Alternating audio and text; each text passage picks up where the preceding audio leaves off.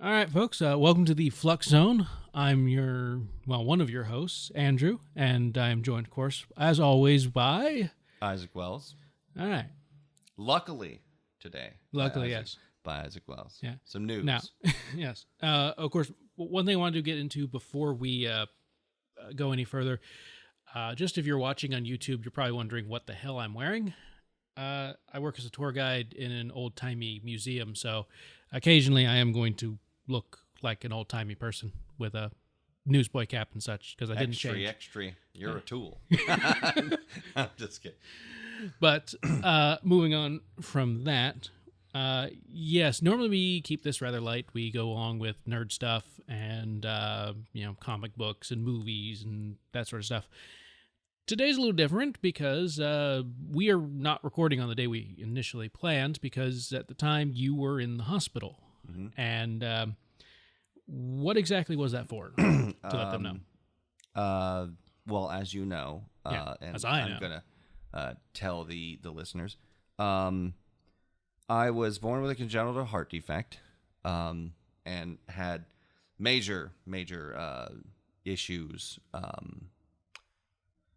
with my heart and a bunch of other things. In fact, actually, I've had so many combined surgeries that I'm the only one with my situation, like, living, the oldest one. Right. Don't they study your charts and stuff? In school? Sometimes, yeah. It depends on what it is. I'm actually in some medical history books. Yeah. You've said that you've actually signed a chart once. Yeah. I had just some students came in, medical students, and they said they were really happy to meet me. And most cardiologists are very, very excited to meet the living, version of the man, the myth, the legend. Yeah, the man. Yeah. But I was in the past I've had 5 heart attacks and 2 big strokes. Yeah. And counting on the 28th of this month, 3 minor strokes. But this stroke, 28th of last month. Yeah. On the 28th of last month, August. Of if you're August, listening later, August 2017. I had, I guess, what you would call the mildest of a severe stroke. Yeah. Like it was the less serious of the bad ones. So I guess we kind of understand what you mean there. Yeah. But I did have a stroke, and a lot of people are asking me what it's like, and because most people that you know, and most people in the world, have never gone through a stroke. You've gone through several now, so. Yeah, well, I've gone through some heart attacks too. Different than a stroke, different pain, but the stroke really affects your mind. I think actually Tim Curry had a stroke a couple of years ago that left him in a wheelchair. For famous people that we could just name right off the bat, and there's millions of people who have strokes, and it's scary as shit. Yeah. So I think probably best to start at the beginning of what happened when you first started noticing something was wrong. Like, what were you doing at that point? Well, I was grocery shopping, and I was at Big Lots, and I had taken the shopping cart just to push it. Yeah. Around, and then I started to get really confused and really dizzy, and asked myself, I was like where the hell am I, kind of thing. And then it felt like all of the gravity in the world was pulling just my right side down, so I was tilting down. And then I went up to Kathy, and I said something's wrong. Because I was totally consciously I wasn't there.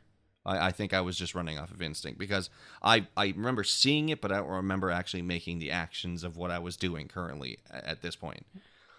And I said something's wrong, which I do not remember saying. And then I looked at I looked at my hands just test my vision, and my left hand came up fine, and then my right hand kind of came up like in ghosting, like there was like 7 other hands were like half transparent going the same path, and then finally the main one kind of caught up, and I was like, oh no, there's something wrong. And it's, very fuzzy because I can see it, but I can, it's kind of like half a picture. Right. It's like half the information. And then from there I walked to the front of the store, and I apparently told the cashier, the main cashier at the front, get help. And then I sat down, and then I went to put my hands on my stomach and just close my eyes just to try to, kind of keep calm. And I was just kind of like closing my eyes, kind of opening, they were kind of flickering or something. And then I was like, why can't I put my right hand in my left hand to like, lock them like this, to interlock them with your fingers. And I was like, there's something stopping me from doing it for my right hand. And then I looked down, and they were already locked, and it was like I had a third or a second third hand that was fighting the real left hand to get into the or to the fighting the other right hand. Clasp it again. Yeah, I was trying to clasp it again, and I couldn't even feel my right arm, but I felt another right arm. If that makes sense, like I couldn't feel my real one. There was a mind one. So you were seeing your right hand interlocked, but you were feeling another one that was trying to interlock. Yes, correct. That's weird. And it was really weird. And in the matter of the moments that the ambulance came, because the ambulance was right across the street. Yeah, you were right across, like literally a major right road from the pretty much best hospital in the area. Yeah, I was literally right across the street from a hospital. So that was good that I was there. Yeah, because that was the best place to be. They got there real quick. The only better place would be you collapsed in their parking lot. Yeah. I was gonna say the only better place for me to have had a stroke is like in the parking lot of the emergency room, because if I was that close. Yeah. It was like right in the vicinity. So they were there quick, right? And during this time, and I've told you, because Andrew actually visited. I mean, he was taking care of stuff at my house while I was incapacitated. I was incapacitated. You were out. You were out of your house for about 24 hours straight. Yeah, and they didn't let me like it was over. And also a residual from my stroke was that I was slurring my speech to the point where I sounded drunk off my ass. Which even when you got home, you sounded like you were about halfway through a bottle of scotch or something. Yeah, and looking back on it, it's funny, but while it was happening, it was scary and very sad. You were also getting very frustrated with it. Oh yeah, I was getting like I couldn't. You couldn't use L's very well. I noticed. Yeah, and it's you not kept only you kept calling Flagler Hospital Fagler Hospital. Yeah. No, but so I think the thing that frustrated me the most was it wasn't necessarily a slur. Was that, and they said it's aphasia that happens where I know the word I want to say, but I can't say it. Yeah, like what I'm saying. Your brain isn't connected up properly at that moment. So yeah, and it was incredibly frustrating because I was trying to tell everybody what I was thinking, but I couldn't find the words. Like I knew the words, but it's just my mouth wasn't letting me do it. We were kind of having to play like 20 questions or kind of like charades. Yeah, like 3 words. This, it was almost. It's like if I wanted to say the word like Earth, right? But then, the process goes from your brain to your mouth and your body, and whatever came in, like wherever the middle ground is, the person was like, how do you do that again? Like I don't know how to say that I know what you want to say, but I just don't know how to say it. Right. Like I don't know how to do this anymore. Yeah. You try to find other similar words like earth. You would probably end up saying ground thing. Yeah. Or something like that. And it was very frustrating because when I was talking, I was like, I would try to say something like 3 or 4 times, but it was that was actually one of the only residuals. But back to the part where I was in the laying in the waiting for the ambulance. From the time that I walked from the middle of the store to the front, and then laid down, and then the ambulance came. A lot of things happened in my mind, and I've told you, because I mean you were there when I got home.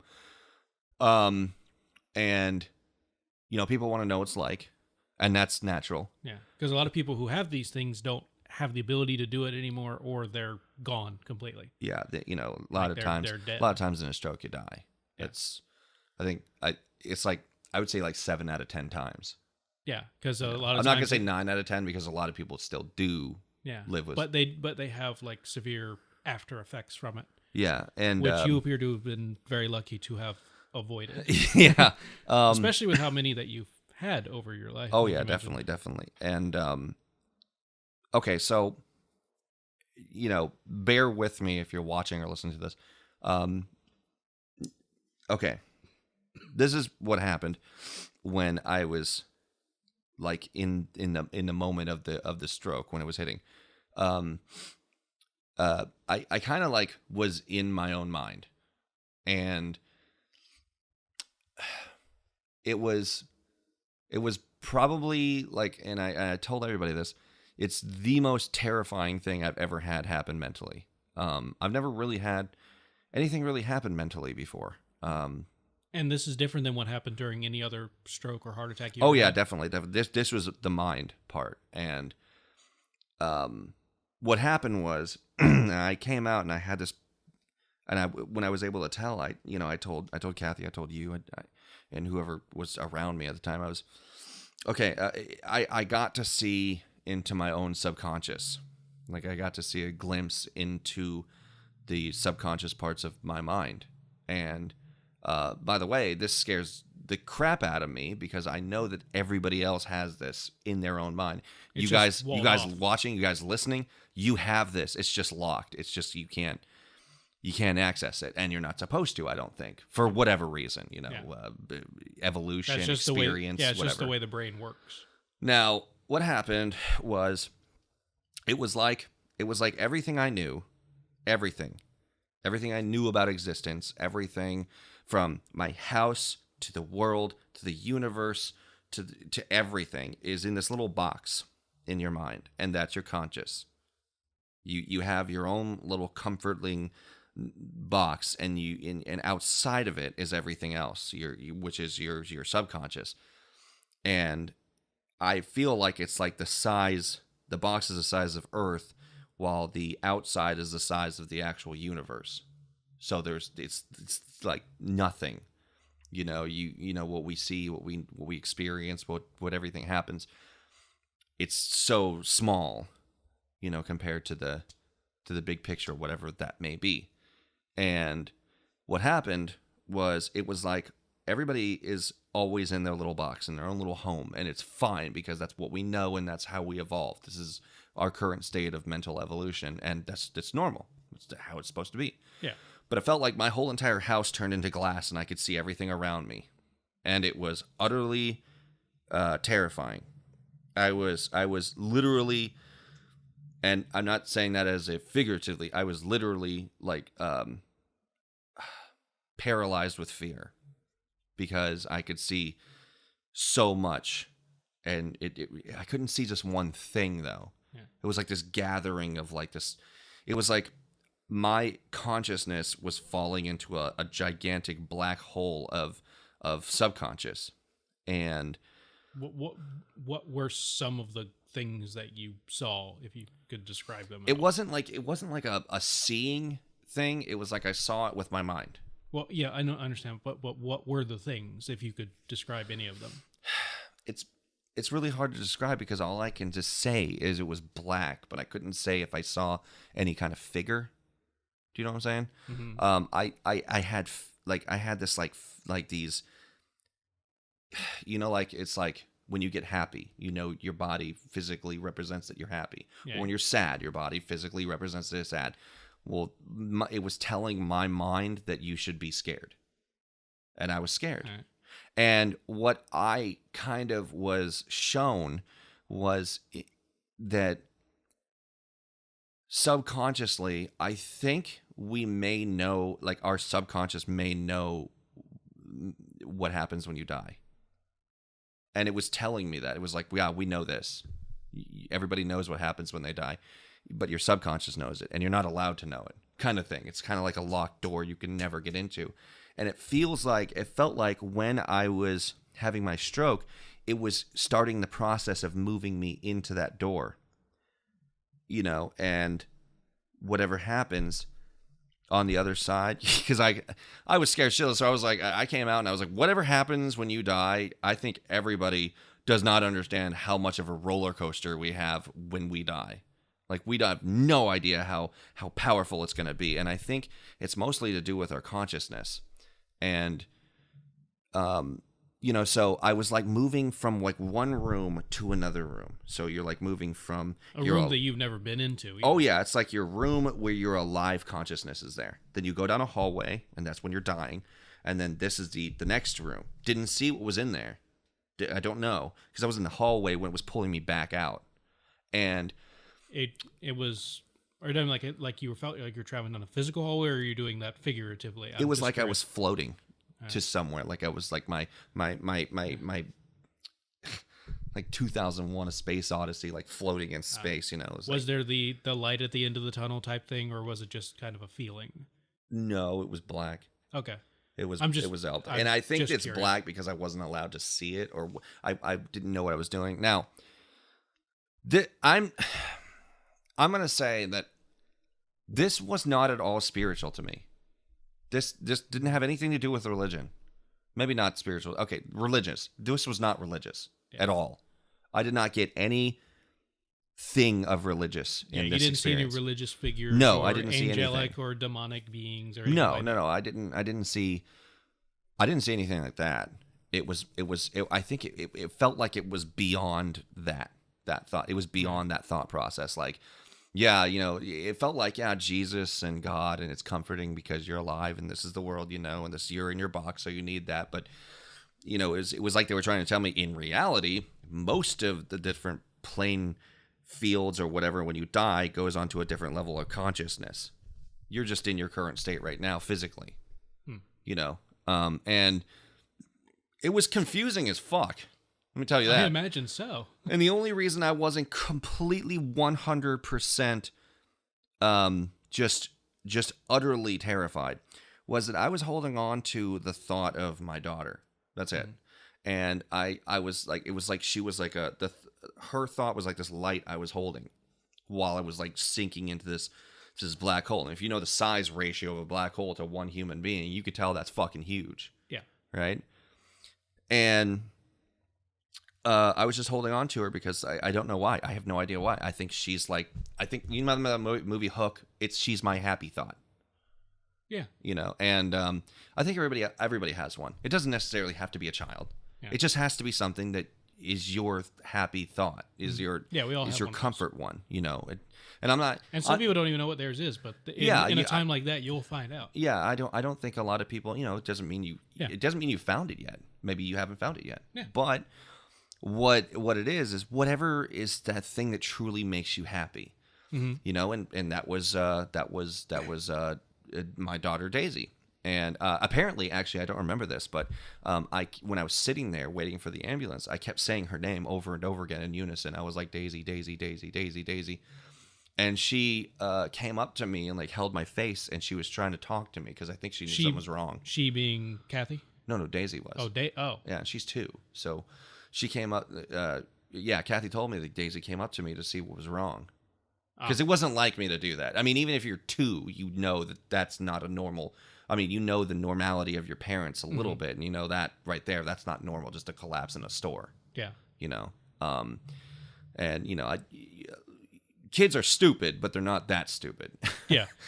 She doesn't have a lot of life experiences, but she knows when daddy's broken. Yeah. So, you know, that was that. Do you remember her doing that though? Like, or were you no, I have no idea that she did that. Oh. I had no idea she was even there. Wow, so you were really gone at that point. Yeah, like, and the scary thing about it was I was like trapped in my own body. Like when the paramedics came, and right when the paramedics came, and I was starting to come to, I started to float out of this existential, you existence that I was in inside my You mind. went back into the room you already knew a little bit. Yeah, I was like pulled back into like, okay, you're not ready. You're not dying, so we're gonna put you back into the room that you're used to. But you now know. Have fun remembering all this. Yeah, now you know what it's like, and it's going to forever haunt the shit out of you, because like the. And to get perspective on this, you're only like 5 days removed from this experience. Yeah, and the thing you're not about even it a is week away. I remember it, and I feel like I'm not supposed to, but I do remember it. And it's not like I'm not supposed to because some thing is like stopping me or some all-powerful and powerful God or whatever you believe. It doesn't matter. From that experience, it showed me, a lot of things. You should be open to other people's beliefs and not necessarily be like, I don't believe that because it's bullshit, but just, if it makes them happy, just be open to it. Like, be like, oh, okay, that's fine. That's cool. I see what you're doing. And if you want to pray, like, okay, say you're somebody who is not religious. Which would be me. I'm as atheist as they come, Now, just to let y'all know. Now, if somebody came to the hospital to pray for you, I'm not going to stop them because I don't believe in that. First of all, that's a dickhead thing to do. Second of all, they're doing that because they care about you. They think it's going to help. So just let them do it. Yeah. And there's a couple of people that came to the hospital they were my mother's friends, and they came to the hospital to bless me.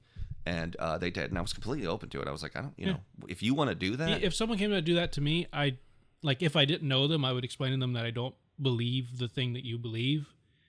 But if they wanted to do it anyway, I'm like, it's not going to hurt. It's not going to do anything negative. So yeah. So like, sure. I think a lot of the message was like, I feel like I came back with saying, hey, people should stop being dicks about religion, because I feel like we're all gonna like, and I know that's been said before, and that's cliche, but you have no idea how insignificant it felt in there, in whatever consciousness I was in. All religion felt stupid. And then I'm not talking about like religion like as in God and Jesus. I'm talking about like the trivials, the concept of I'm the right one. That's stupid. Oh, like you're talking about the divisions in religions. The divisions, the hate, like all the of that Christians stuff. over here, the Muslims over here, the Hindus over here, that sort of thing. To me, it was shown that it was all pointless. It's and a lot of people kind of do know this just from living, but I feel like I now actually know that all that is completely fucking pointless. And I actually came out really happy because it made me kind of like realize, not like believe or faith, but realize there probably is something consciousness level that when we die, we might go on to a different plane of existence. We don't know. Now, here's the thing is that's what happened to me. Now that might be explained with the fact that I was fucking dying. And my brain was sending off signals, and it could just be this. This was how your brain was interpreting all this stuff happening to you physically. But when I went to the doctor and they gave me the x-ray, they said my mind, I had a stroke, but it wasn't one of those strokes that really damaged my mind at all. So how is that? Like I was like, how can I see all that stuff and my mind wasn't really affected? That doesn't make sense to me. And like I said, science can't explain everything, so whatever. But I think of it more as like it was kind of like this. I was scared because I think like when I came out, I told you I was after I could talk, I was just like, we have no idea what we're fucking capable of. Because if that's in my subconscious and all this stuff was kind of a realization, we are like, and we're 6 million years old, our species. Yeah, we're a drop in the bucket to the universe. We're dropping the bucket. Nothing. We're dropping the bucket to just our planet, let alone the rest of the universe. Yeah, we are nothing. And we're an after atom. After realizing that, I was like, we have no idea how powerful and capable we are as a species. Yeah, like I realize that we're that, but it's like I know it, but it's hard to like feel that because everything around me is human size. Mm-hmm. I live in a world that is built for me. True. Yeah, for people my size. You don't really you don't really feel insignificant in the world if you look at it just as your world, as the town you live in. That's why I've always wondered, like what the people who even have gone as far as the moon, when they looked back at it, they realized that little spot over there I can cover up with my finger is every single person that's not like besides the other 2 people with me here on the moon. Yeah. And if I can cover that up and we're only on the next planetary body, holy crap, we're tiny. Yeah, and You seem to have had a similar sort of realization. Yeah, I realized that as a species, we really haven't even started. Yeah. To do whatever we're meant to do, and we might be meant to do something, and I don't know what that is. But if that happened in my mind, and I saw all that stuff, and it scared the shit out of me like that, and I saw all these like things, I was like, that's in my mind. That's in everyone's mind. So, our mental capabilities could be as vast as the universe is. And we don't even know that yet. So, like, we haven't evolved to even gather that 1% of that thought. And it made me happy for humanity, even though, there's a lot of evidence that we're fucking stupid. But now that I know that, now that I know that we're almost still in our infancies, it makes sense. Like, if you look at the human race as just still coming out of the womb, of the universe, because technically that's what we are compared to the age of the universe, we're still coming out of the womb. Then that's fine, because we've had we've been around, and we're in 2017 right now, and it's been like 12,000 years since we started building actual civilizations and stuff. So we haven't done shit. I mean, the most shit we've done has happened in the last 30 years. I'm impressed that we actually, in 12,000 years, went from hunter-gatherers to actually walking around on the moon. That's actually, to me, is impressive. We did it that quickly. And but still, we're, at the beginning. And we're not, and that's the thing is, I was thinking about, too, having a child, I was like, we're still coming out of the womb. What's it going to be like when we hit our terrible 2s? We may not survive that. Yeah, and the thing we have nuclear weapons. Yeah, and the thing about it is I saw this this quote on Reddit on Shower Thoughts, and it was once humanity colonizes another planet, we've officially become a virus to the universe. And it made sense to me. That's something. And that's it. We will eventually become a virus to the universe. If we start moving from planet to planet, that's literally what a virus does. Yeah. Now, whether we're a benign virus or a destructive one, okay, we're always going to be destructive on some level. But I mean, actually, people have asked me that question, like, what do you think we're better at, creating or destroying? And I think it's both. We're the best at creating things to destroy each other with. Yeah. And also, it's like, we create all sorts of crap all the time, but we also create things for the sole purpose of destroying the crap that other people made. And the thing about it is, too, is in this realization, when I came back out, I had all these like really weird realizations. Like, I was like, if we all came together as one species and didn't have fights between stupid shit like death and other crap, if we all unified, our civilization could fix everything so fast, but that'll never happen. Yeah. Because like I said, we're still coming out of the womb of the universe. Yeah. And with 6 billion different human beings there, getting them all to agree on something is not likely. And that's the thing is like, right. And I told, Kathy and you, I was like, what we're doing right now in 2017 is pointless. There's nothing going to be remembered from this later on. We could go 10 million years. They're going to look at 2017 as a special year? It's not. No. It's completely pointless.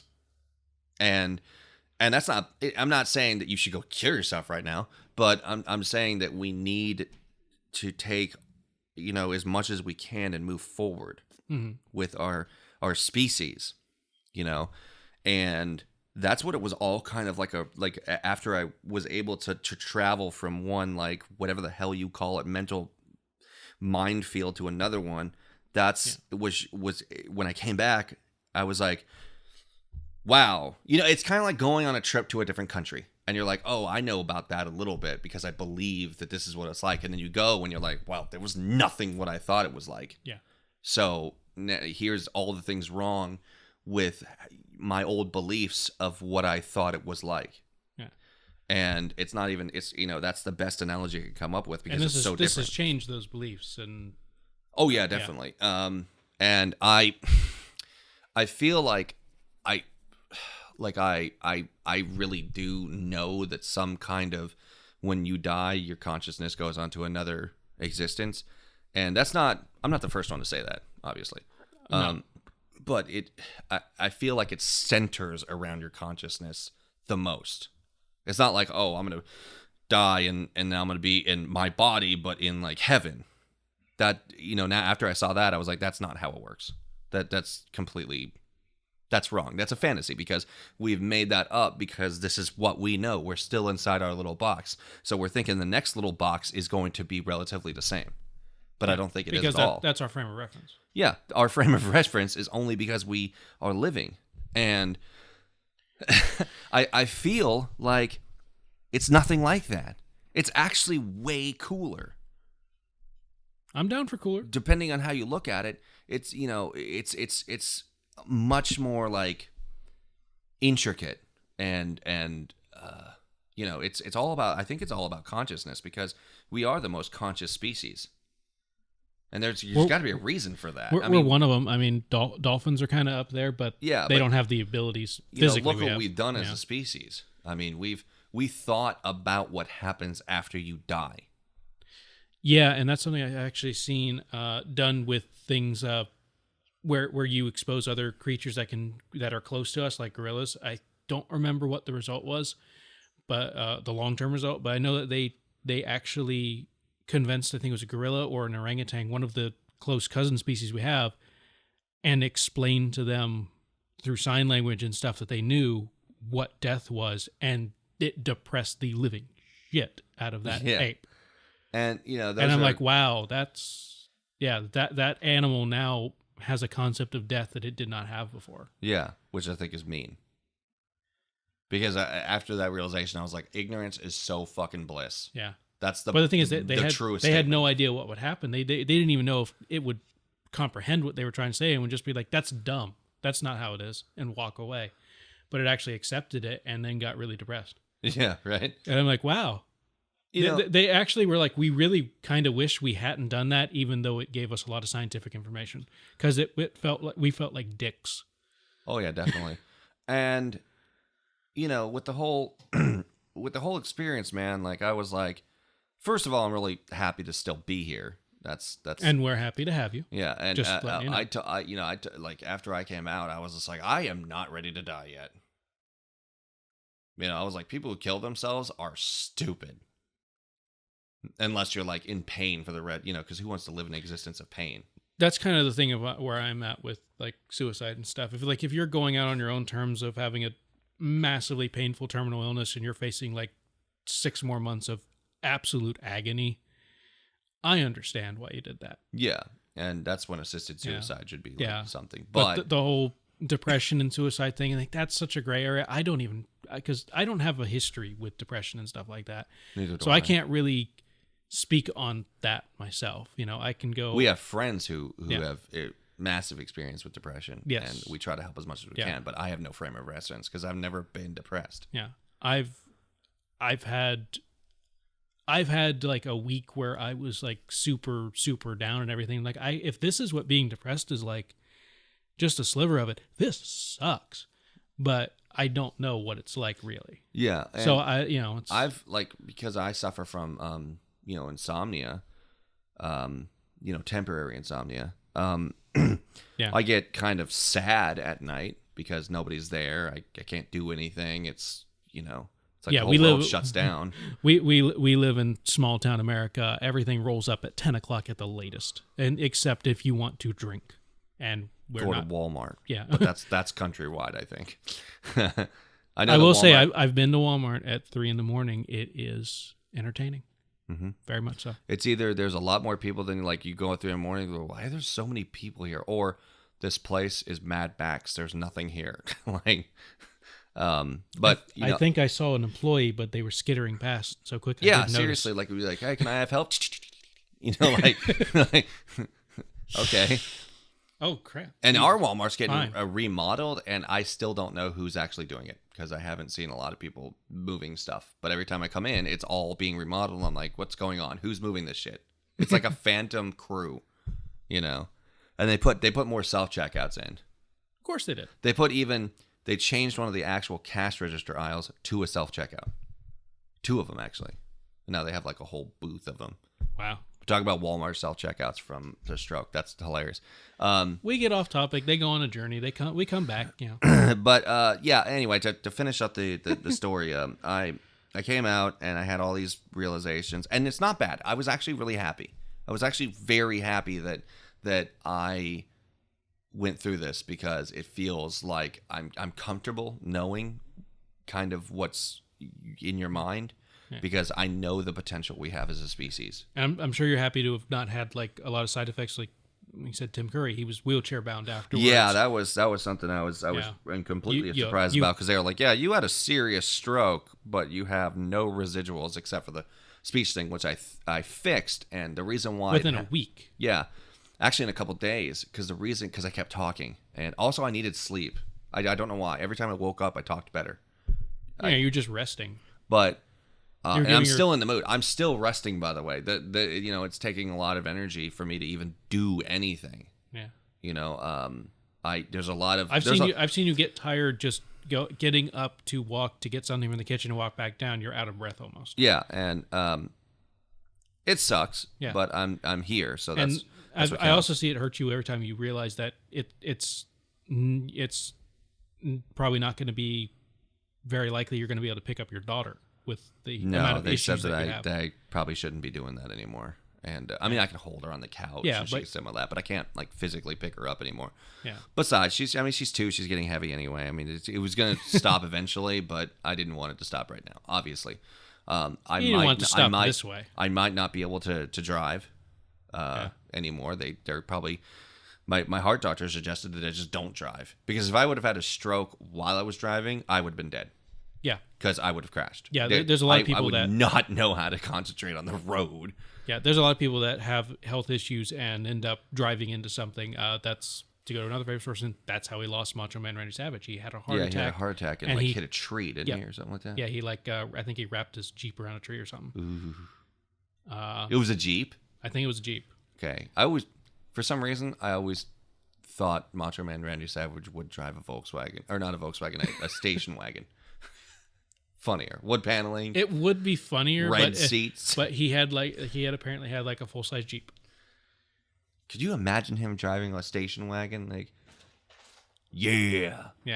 I could imagine it being a station wagon that was, that was kind of all tricked out to be, like, what do you call it? Like 80s. It has Macho Man down the side. Yeah, that would be hilarious. But after that, just to end this, because I think this is going to be a shorter one. This is just to kind of update you guys on what happened. Was after I came out, it was I was happy. Like I said, I probably can't drive anymore, which is fine because I hate driving anyway. And what else?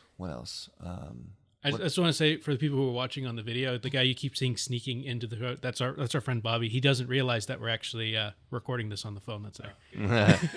No. He was trying to be all sneaky like, but audio wise, he was probably good. Video wise, totally blew it. Yeah, just say it. It's okay. That was hilarious though. But anyway, what I was saying is like to end this one because this is pretty much mainly just about this situation. Yeah. Like I said, I can't drive anymore. I can't pick up my daughter, fully. Yeah. I can't pick her up off the ground. Right. I'm on different pills now that are probably going to be a permanency. Like I'm probably going to have to be permanently on some of these pills that they gave me right after the stroke. Right. Which are a lot of blood thinners because strokes are caused from blood clots, arrhythmias, stuff like that, and they just want to kind of cover all angles. So my blood is really thin now.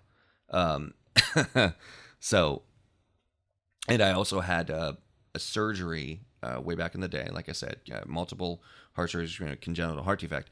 And some of the stuff that they might have implanted and stuff could break apart, like not break apart, but stuff could build up on it and then break off. Yeah. Like rust on a pipe. Yeah. Or like little bits break off. Yeah, And that could cause clots. And that could cause clots, easily. which is fine. I mean, they know that, So now what they're probably going to do is what he said is probably going to actually end up happening is there's this thing that they implant into your chest. They cut a couple layers down into your skin, lift up, and they put the thing. It's about like the size of like a mini cigarette, mm-hmm. and they put it in your heart, and it measures your heartbeat and arrhythmias. Whenever I come to the doctor, they put a wand over it, and then it sees all the information from since your last visit. And it's different from a pacemaker. Definitely. It doesn't shock you. It's a monitor. It's just a monitor, but they have to implant it. It has to be in there. It has to be with you constantly. There are some monitors that you can like hook up, and then you have to carry around like a battery thing all day. But I think this is like the improved one. Yeah, because that would suck. Yeah, that would suck. And I'm still trying to do like on-screen acting, and like I couldn't do that ever. Yeah, but you also, just be the business guy with the briefcase all the time. But also, but also the thing about the speech, my speech was messed up. They said the reason why I probably came out of it so fast was my line of work. I'm a voice actor. That's what I do. I literally use my voice all the time for different things, and I shape it and work it out and all that stuff. So they said that probably my muscles in my mouth are stronger, Gaiety, than most.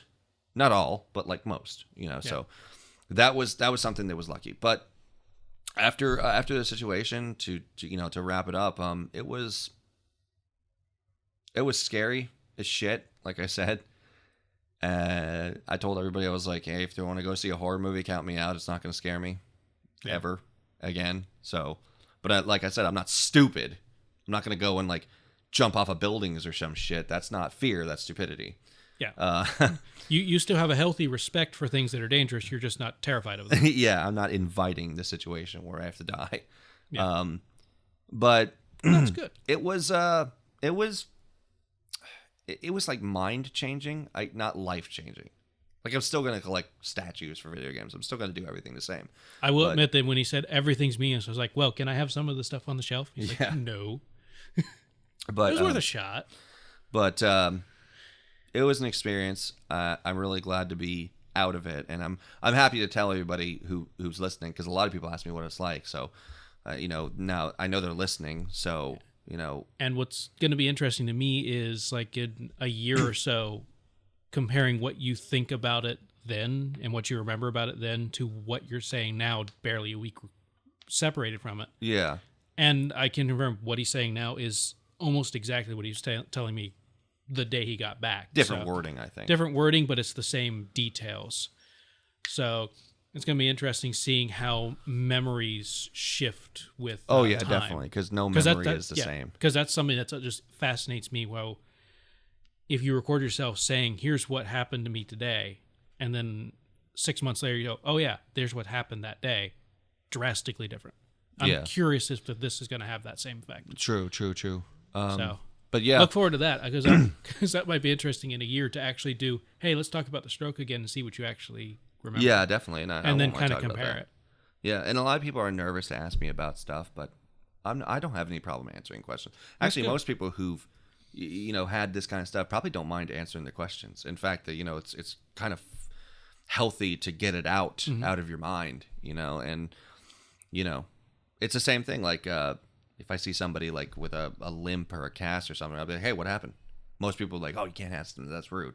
Well, I have a limp. I have a dead foot, and if somebody asks me about it, I'm not worried. So, yeah, because I've seen you walk up to someone who's in a wheelchair and go, "Hey, why are you in that?" Yeah, because I'm and you're interested. Not being rude about it. Like, why are you in that, loser?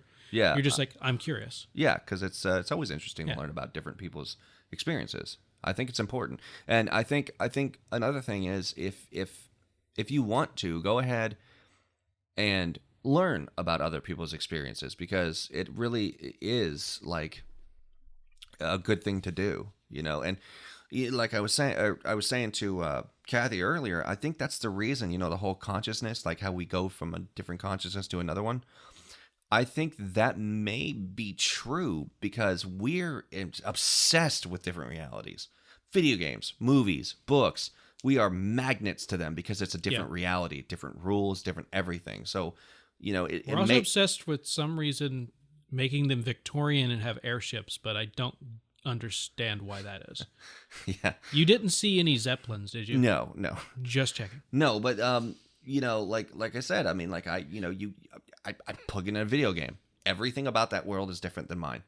Yeah. It's different rules, different laws, different reality, everything. Yeah. And I think the reason why like when I said we move on to a different consciousness in a different reality, well, that might explain why we like this shit so much. Yeah. Like why we like movies and superheroes and stuff like that. And to be fair, the fact of that you're coming from this frame of reference of being in that one box, you're framing everything that you saw in what you know there.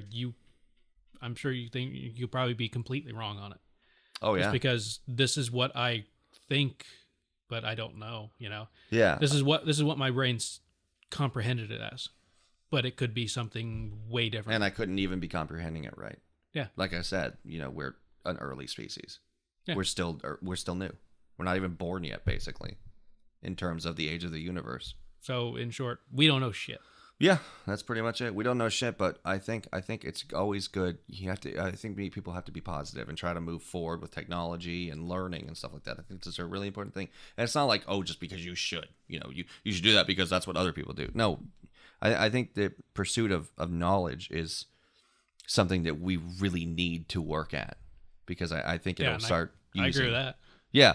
And, people that are helping like Elon Musk and stuff like that are, the SpaceX program and stuff like that. That's something that I think is going to be really important to our species. I think if we are good, we could start living on other planets and space travel. I think the best thing we could hope for is something like Star Trek, but yeah, I'd be happy with Mars. Yeah. And I forget which one of them said it, whether it was Bezos or Musk or someone else along those lines. They said that I want to die on Mars. Just not on impact. Yeah. Old age or something. Yeah. But so I think we're kind of wrapping up here. Yeah, that's it. That was my story. If you have any questions for me, feel free to leave a comment. Or because we have the YouTube that this video is going to, or SoundCloud. And if you know what, if you don't want to ask me page. in public on a comment, you can follow me on Twitter. My handle is Isaak Wells, ISAAK WELLS. Or Facebook, same thing. Yeah, we also have the Flux Zone podcast Twitter. Is it just Flux Zone? I think so. I'll put a link. It's been a while since I looked at that because it doesn't have a lot of activity right now because we're just starting out. But if you want to ask me a question about it, I have no problems answering any of the questions. And I think I'm really lucky to be alive. I think in the long term, in the grand scheme of things, the experience was actually it was terrifying, but that doesn't mean it was bad. Yeah, it was overall a positive experience. I think so.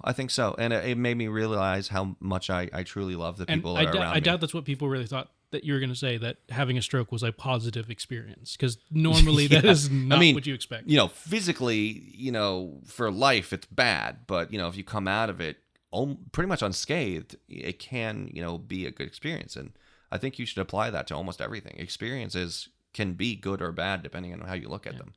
So, all right. But anyway, I guess we'll wrap up here. I'm Isaac. I'm Andrew. This has been the Flux Zone, and we will talk to you next time. See ya.